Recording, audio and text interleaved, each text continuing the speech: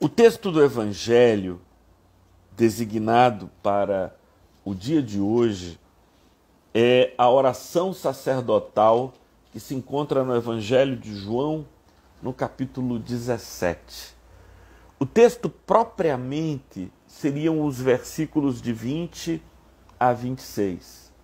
Mas eu acho que é útil para a nossa edificação que nós leamos toda a oração sacerdotal, o capítulo inteiro de João 17, muito embora eu pretenda focar a minha reflexão na perícope indicada para o domingo de hoje, são os versículos de 20 a 26. Esta é a última palavra que Jesus diz aos seus discípulos antes de ser preso. O capítulo 18 já começa nos anunciando a prisão de Jesus. Ele tem uma profunda consciência de que esta é a palavra final, é uma palavra de despedida. Ela é tanto uma oração quanto é um sermão. Ela é uma oração porque ela é dirigida ao Pai, mas ela também carrega um ensinamento para o qual nós queremos atentar hoje, porque nós oramos a nossa fé, nós oramos aquilo que acreditamos. Então, destilamos, revelamos a nossa piedade, a nossa fé naquilo que oramos. Então, imagine o cenário: Jesus reunido com seus discípulos, consciente de que seria preso em seguida, o que aconteceu na quinta-feira à noite, lá no jardim do Getsêmani. Então ele ali, antes desse momento da prisão, ele no cenáculo, onde havia celebrado a ceia pascal com seus discípulos, ele se coloca diante deles e diz, depois de uma série de ensinamentos sobre a obra do Espírito Santo, ele diz o seguinte: Pai, é chegada a hora. Glorifica o teu Filho, para que o Filho glorifique a ti, assim como lhe deste autoridade sobre toda a humanidade, a fim de que ele conceda a vida eterna a todos os que lhe deste. A dádiva da vida eterna, sobre a qual temos refletido frequentemente. A gente sabe já que vida eterna não é uma vida que não acaba nunca, é uma vida plena, repleta de sentido, de abundante alegria, de abundante graça, de contentamento. Isso é vida eterna. Então Jesus está dizendo que ele concede a vida eterna àqueles que creem nele.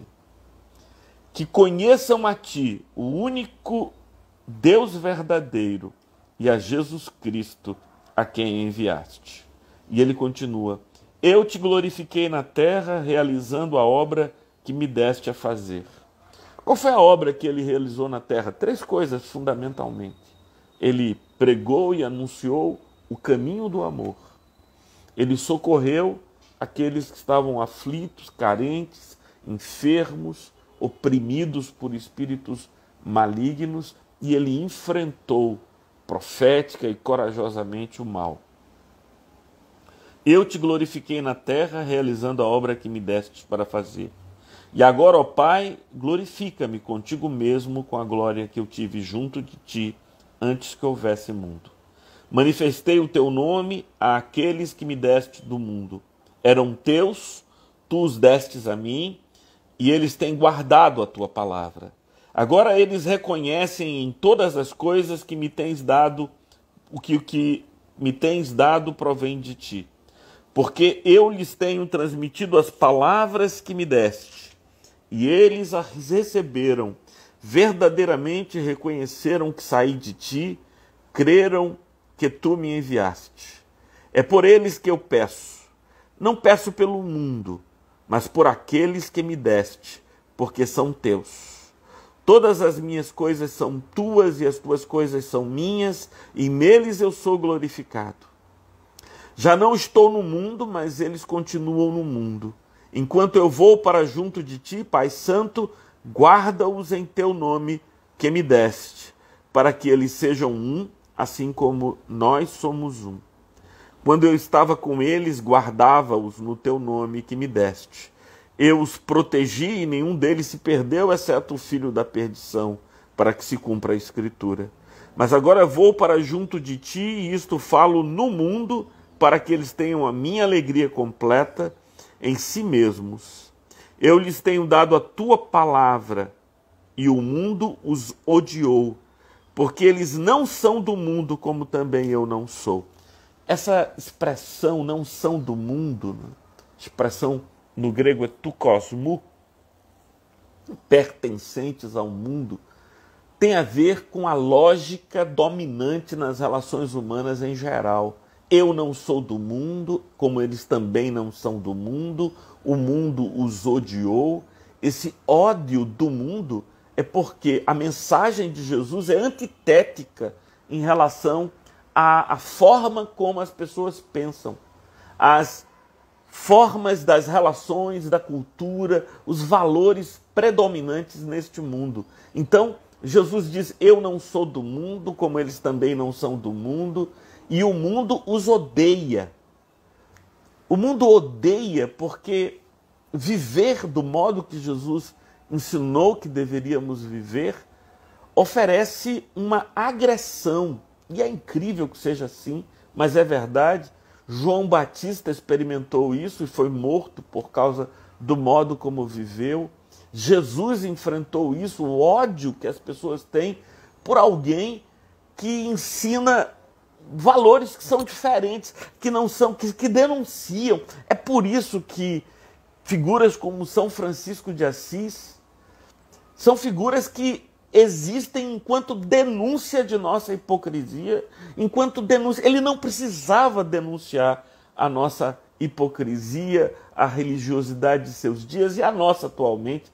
A vida dele é essa denúncia. Por isso o mundo odeia aqueles que querem viver do modo que só faz sentido em Deus, não faz sentido a partir das categorias desse mundo. Por isso Jesus disse, o mundo os odiou porque eles não são do mundo. Eu lhes tenho dado a tua palavra e o mundo os odiou porque eles não são do mundo, como também eu não sou. Não peço que os tires do mundo, mas que os protejas do mal. Eles não são do mundo, como também eu não sou. Santifica-os na verdade. A tua palavra é a verdade. Assim como tu me enviaste ao mundo, também eu os enviei ao mundo. E a favor deles eu me santifico para que eles também sejam santificados na verdade. Aqui uma outra categoria, uma categoria grega, que é a palavra aletheia, né? Que é traduzida por verdade.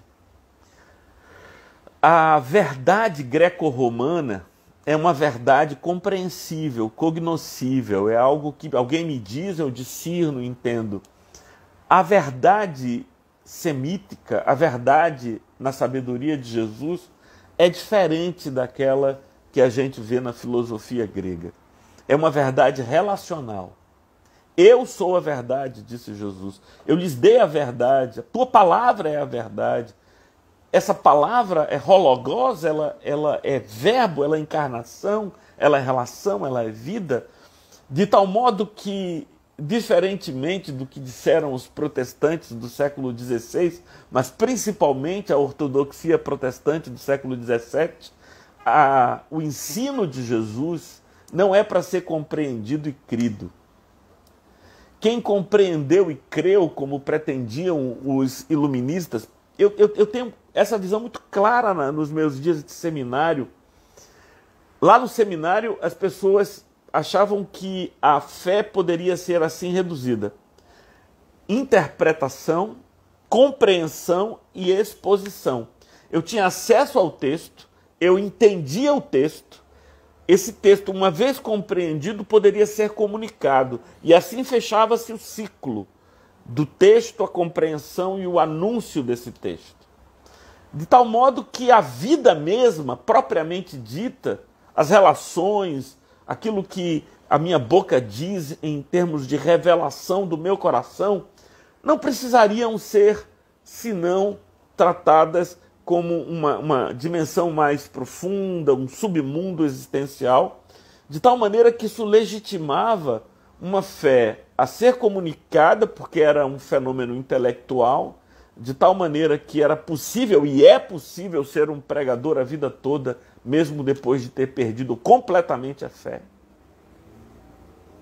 Porque esse jogo que a gente aprende a fazer, você lê, entende e fala. Não precisa de vida, não precisa de coração, não precisa de existência. Dá para fazer e talvez os teus ouvintes jamais percebam que a tua fé, ela mesma, já se perdeu, ela já se foi. Mas não é esse o convite que Jesus está nos fazendo. O convite que Jesus está nos fazendo é para viver a sua palavra. A palavra de Jesus não é para ser compreendida, é para ser encarnada. Ele é a encarnação do Verbo de Deus, e a palavra fez-se homem, o Verbo fez-se homem e habitou entre nós, cheio de graça e de verdade. E vimos a sua glória, glória como a do unigênito do Pai. A palavra de Deus se encarna em Cristo Jesus, a palavra de Cristo Jesus precisa se encarnar em nós. Se isso não acontecer, é ilusão aquilo que estamos vivendo, falando, fazendo. É tudo ficção, não faz nenhum sentido. Então, a palavra que é a verdade é aquela palavra que se transforma em relacionamento. Senão, está despido de qualquer sentido. Santifica-os na verdade, a tua palavra é a verdade. Assim como tu me enviaste ao mundo, também eu os enviei ao mundo, e a favor deles eu me santifico, para que eles também sejam santificados na verdade. Agora começa a perícope do domingo de hoje, e é sobre essa parte que eu gostaria de lhes falar. Eu gostaria de lhes dizer que hoje nós vamos ministrar uma reflexão que eu intitulei A Sutil Doutrina da Não Dualidade. A Sutil Doutrina da Não Dualidade. E refletindo e meditando sobre esse tema, eu me recordei de uma cena que aconteceu há muitos anos atrás, quando Giovana tinha aproximadamente 3 anos de idade, e eu fui com Karina até a casa de um amigo meu. A gente ia passar um final de semana lá. Era uma casa de praia, um lugar aberto assim, pouco habitado. E Giovana estava conosco. Karina disse assim a Giovana: olha, vai tomar banho, vai trocar de roupa para tomar banho. Daqui a pouco eu chego no banheiro e vou dar banho em você. Giovana tinha 3 anos. Ela foi até o banheiro, tirou a roupinha, entrou no box. E quando Karina chegou, viu que no box havia um sapo grande. E aí Karina olhou assim, e Giovana olhava para ele com a maior naturalidade. Ele não tinha medo nenhum do sapo. E Karina disse: você viu o sapo? Ela disse: vi, olha ele aí, tá tudo certo, não tem problema não. E viu aquilo, eu fiquei assustado também, porque ela não chorou, nem gritou. Eu pude perceber que medos, eles são transferidos, eles não são expressões naturais do nosso ser. A gente aprende a ter medo, a gente aprende do que ter medo. E aí a gente, depois de ter aprendido como a gente deve agir diante das ameaças, então a gente desenvolve, e aí vira uma coisa automática, medo dos mais diferentes tipos. Assim como o medo é algo aprendido, também a gente aprende a ter esperança. A esperança também é algo que nós aprendemos a ter. E o medo e a esperança são 2 afetos que são predominantes do nosso tempo. Eu até me pergunto se não foi sempre assim, mas independentemente de ter sido ou não sempre assim, hoje, nos nossos dias, é indubitável que o medo e a esperança são afetos predominantes, tanto na vida religiosa como na vida não religiosa. E eu me lembro do Vladimir Safatler falar sobre os circuitos dos afetos. Que os afetos, eles não se dão sozinhos, não se dão isoladamente, mas eles funcionam na forma de um circuito, de tal maneira que um afeto deflagra outro afeto, que por sua vez deflagra outro, e assim nós existimos inseridos nesses afetos. Olha, com a palavra afeto eu pretendo designar aquilo que nos toca emocionalmente. Porque o cerne da nossa vida são as nossas emoções. São as nossas emoções que nos animam, que nos paralisam. São as nossas emoções que dão significado àquilo que estamos fazendo num determinado momento. Então nós estamos vivendo sob o circuito dos afetos, e este circuito de afetos são dominados pelo medo e pela esperança. Quem tem esperança tem medo, e quem tem medo tem esperança. Quem tem esperança deseja que algo lhe aconteça, logo tem medo de que não aconteça. Quem tem medo receia que um mal se abata sobre si, mas pode ser que esse mal não aconteça. Logo, quem tem medo também tem esperança. Tanto a esperança quanto o medo se dão porque a nossa vida ela é não realizada. Não realizada no sentido de que as coisas não estão dadas de um modo definitivo, certas e acabadas, e a gente desenvolve a esperança de que as coisas possam vir a ser diferentes daquilo que aparentemente está posto diante de nós. Então, nós existimos como devir. É aquilo que a filosofia assim denomina. O devir é o que está para acontecer. A vida como fluxo, a vida como passagem. Essa é a nossa realidade. E durante muito tempo eu imaginei que era inescapável que fosse assim, e era até consolador para mim saber que é assim. Eu deveria necessariamente compreender a vida como um fluxo, como passagem, tudo é passageiro e se transforma. Bem, essa foi uma forma de pensar que eu, durante muito tempo, desenvolvi e acalentei em mim. Contudo, hoje, eu gostaria de lhes propor uma outra perspectiva. A perspectiva não dual. A perspectiva não dual significa dizer que tudo já está plenamente realizado. Mas como é possível, Martorelli? Aguarda aí um pouquinho. Eu vou ler os versículos de 20 a 26. João, capítulo 17, versículos de 20 a 26. Não peço somente por estes, diz Jesus, né? Por estes que são aqueles com quem ele está ali convivendo. Mas também por aqueles que vierem a crer em mim, ou seja, eu e você, ele está intercedendo por nós. Por meio da palavra que eles falarem, Jesus lhes confiou a palavra aos apóstolos dos seus dias, e ele sabia que esta palavra que ele havia lhes dado se propagaria, e então Jesus está orando por nós, a fim de que todos sejam um. Aqui já está anunciada a doutrina da não dualidade. O desejo de Jesus é que, crendo na palavra pregada por seus apóstolos, todos nós sejamos um. E como tu, ó Pai, estás em mim e eu em ti, também eles estejam em nós, para que o mundo creia que tu me enviaste. Há uma unidade entre Jesus e o Pai, há uma unidade em Jesus entre nós e o Pai, e em Deus, o Pai, nós estamos unidos uns aos outros. Eu lhes transmiti a glória que me deste, para que sejam um, como nós o somos, eu neles e tu em mim, a fim de que sejam aperfeiçoados na unidade, para que o mundo conheça que tu me enviaste e os amaste, como também amaste a mim. Pai, a minha vontade é que onde eu estou também estejam comigo os que me deste, para que vejam a minha glória que me conferiste, porque me amastes antes da fundação do mundo. Pai justo, o mundo não te conheceu, eu, porém, te conheci, e também estes reconheceram que tu me enviaste.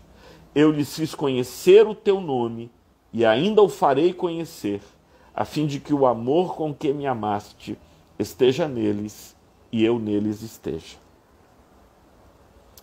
Evangelho do nosso Senhor, louvado sejas, ó Cristo. Meus irmãos, esse é um dos temas mais difíceis de toda a teologia, e eu acredito que a teologia sistemática não enfrentou esse tema com a profundidade que deveríamos enfrentar. E já anuncio desde já que essa é uma perspectiva que me parece comum a três grandes tradições religiosas. Me parece comum a perspectiva cristã, a perspectiva hindu e a perspectiva budista. Que perspectiva? A perspectiva da não dualidade. Porque todos os receios desse mundo nascem da nossa percepção de dualidade. O que significa dualidade? Eu e tu. Logo somos dois. Se existe eu e tu, existe meu e teu. Então nasce daí o medo. O medo de que o meu não seja mais meu e tu tornes teu o que agora é meu. O medo de perder. Nasce daí também a esperança de que aquilo que ainda não é meu se torne meu de algum momento para o outro. O desejo, a busca de que haja mais meu nesse mundo do que agora há. E essa ideia do meu e do teu, que nasce, como eu já disse, do eu e do tu, é uma crivagem profunda na consciência humana. Nós aprendemos o eu e o tu quando somos bem pequenos e desenvolvemos o meu e o teu, e assim nascem todas as cobiças, todos os ciúmes. Você já refletiu sobre o ciúme? Para mim, o ciúme é um dos afetos mais reveladores do nosso tempo. E as pessoas acham que o ciúme é natural, o ciúme é algo que todo mundo tem, é normal. Mas o ciúme é o sentimento que repele o ser que eu quero perto. E sabe por que a gente sente ciúme? A gente sente ciúme porque a gente despiu o outro ser de sua pessoalidade, o transformamos num objeto, e depois de transformá-lo num objeto, dizemos: esse objeto é meu. Porque eu só posso dizer que alguém é meu quando esse alguém deixa de ser alguém e se torna algo.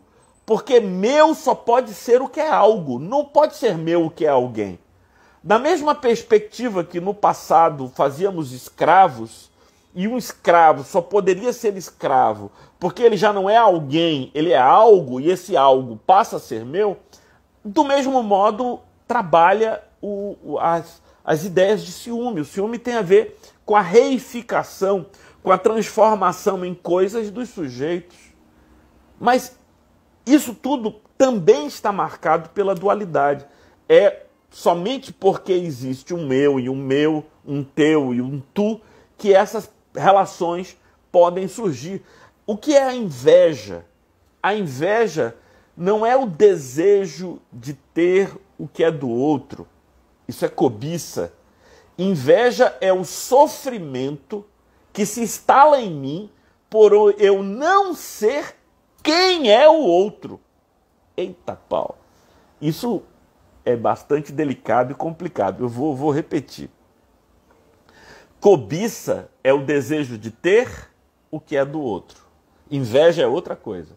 Inveja é o sofrimento que se instala em mim e que decorre do fato de eu não ser quem é o outro. Eu gostaria de ser o outro.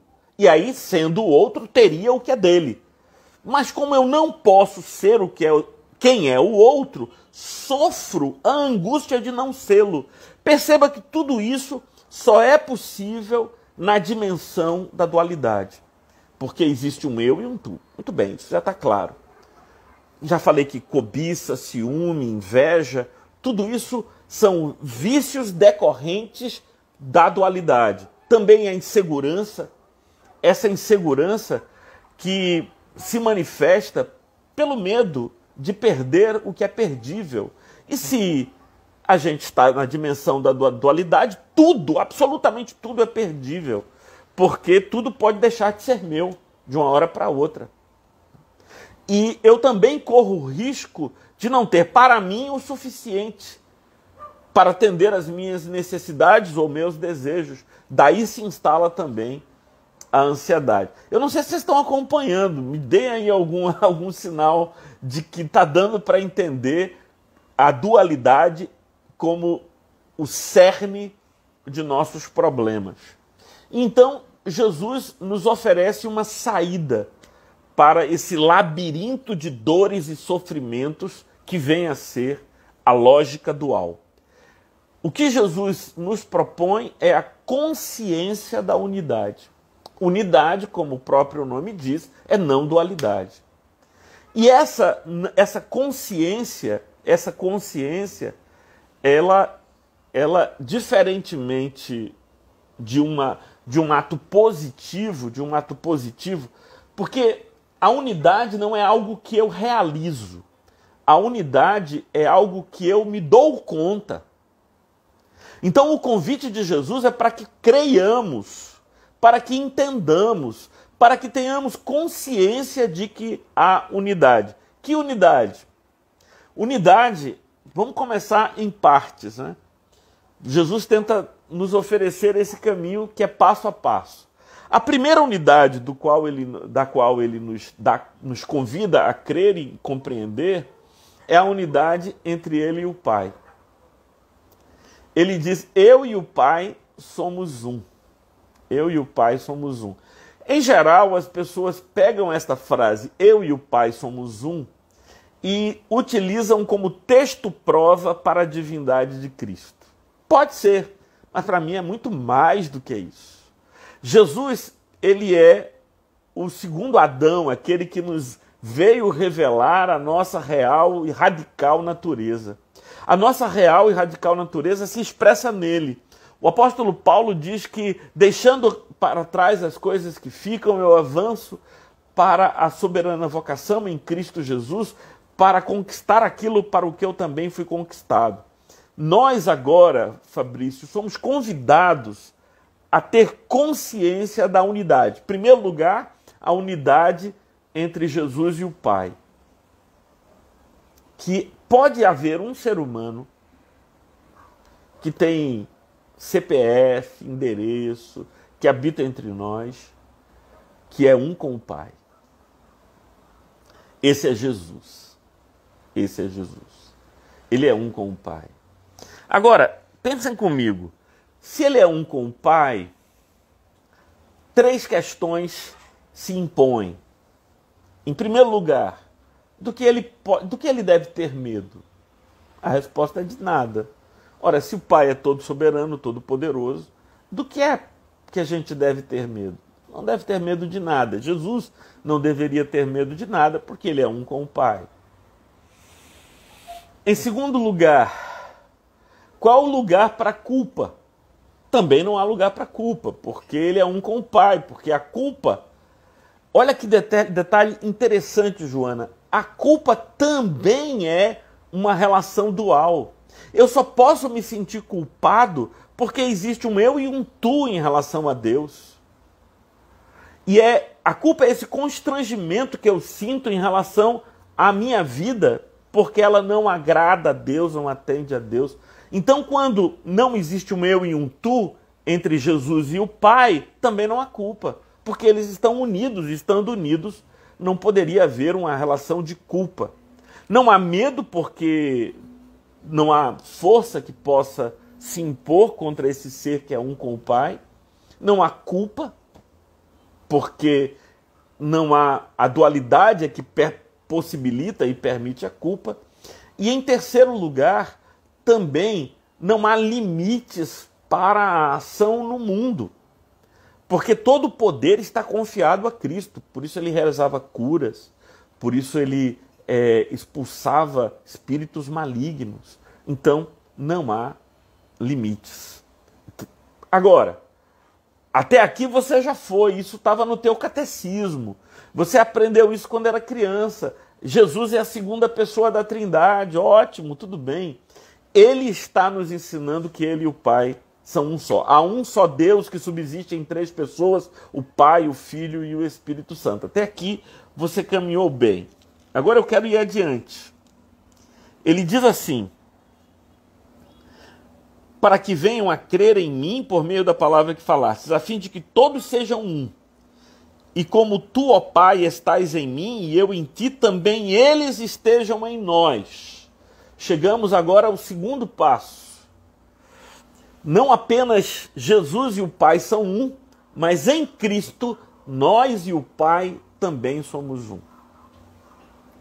É a consciência da não dualidade, a consciência da unidade, a nossa relação com Deus. Nós estamos em Deus, nós existimos em Deus. Por Ele fomos feitos, nele existimos e nele nos movemos. Existe, e isso não é algo instantâneo, é uma consciência que precisa ser desenvolvida pela fé e crida, e que tem um poder extraordinário se efetivamente se realizar em nós. A nossa radical unidade com Deus. De tal maneira que quando nós oramos e quando Jesus orava, ele acessa a consciência da unidade. A gente até pode, pelas limitações linguísticas, dizer tu, Pai eterno que estás nos céus. Mas nós deveríamos, a nossa oração deveria ser esse alcance da consciência não dual, a consciência da unidade. E aí eu acesso essa consciência de minha união com Deus e experimento sem palavras, sem expressões, sem conteúdos linguísticos, aquilo que Søren Kierkegaard chamava de estado de contemplação e que os antigos gregos denominaram com teoria. Teoria, a palavra teoria vem da palavra theos, que significa Deus. Teoria é o estado do ser que está diante de Deus. Diante de Deus. Esse Deus que não é um outro. Esse Deus que não está assentado num trono em algum lugar. Esse Deus que não é um julgador, um Zeus com raios nas mãos para derramar sobre quem quer que seja. Deus é essa consciência da unidade e eu me projeto para essa consciência. E me relaciono com essa consciência. Consciência que em Cristo Jesus eu estou unido ao Pai. E também porque estou unido ao Pai, estou livre do medo, porque é o que pode me acontecer. Estou livre da culpa, porque já não há uma vergonha diante de quem eu me coloco. Também não existem limites para a graça e o poder de Deus na minha vida. Chegamos agora ao terceiro e mais difícil passo. O primeiro passo foi Jesus e o Pai são um. Parece que o segundo passo é o mais difícil, né? Que é aquele que diz que eu e o Pai em Cristo também somos um. Mas o mais difícil não é esse segundo passo. O mais difícil, na prática, é a ideia de que eu e você, nós somos um.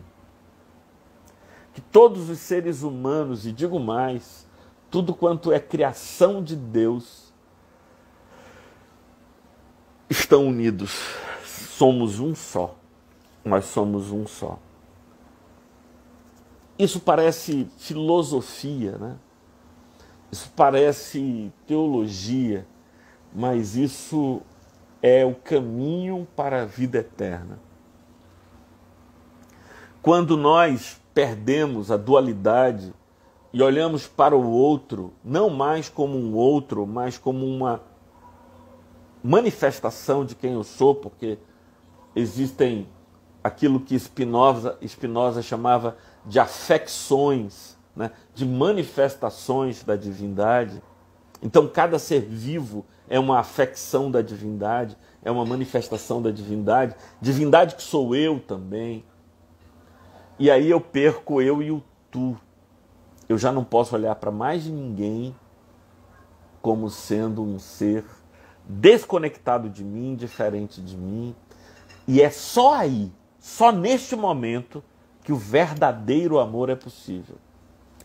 Porque é quando eu percebo que o outro sou eu que a generosidade perde sentido. Porque essa mão não pode ser generosa com essa mão. Então, se essa mão entrega a esta mão uma outra coisa, não há generosidade. Se esta mão coloca na minha boca um pouco de alimento, isso não é generosidade. Olha aí, eu sou porque nós somos, o Butu diz Dom Filadelfo, exatamente. A gente já não já acabou a generosidade. O que existe é amor. Amor. Amor. Amor a todos como amor de si. Eu amo porque eu cuido de mim, e o outro sou eu.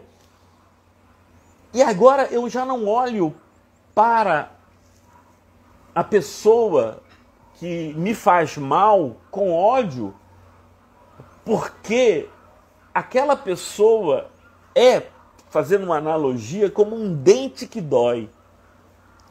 Um dente que dói não deve ser odiado por mim, deve ser tratado por mim, para que ele pare de doer. Porque eu só odeio alguém por causa da mente dual, porque eu olho aquele alguém como um outro, por isso ele pode ser objeto do meu ódio.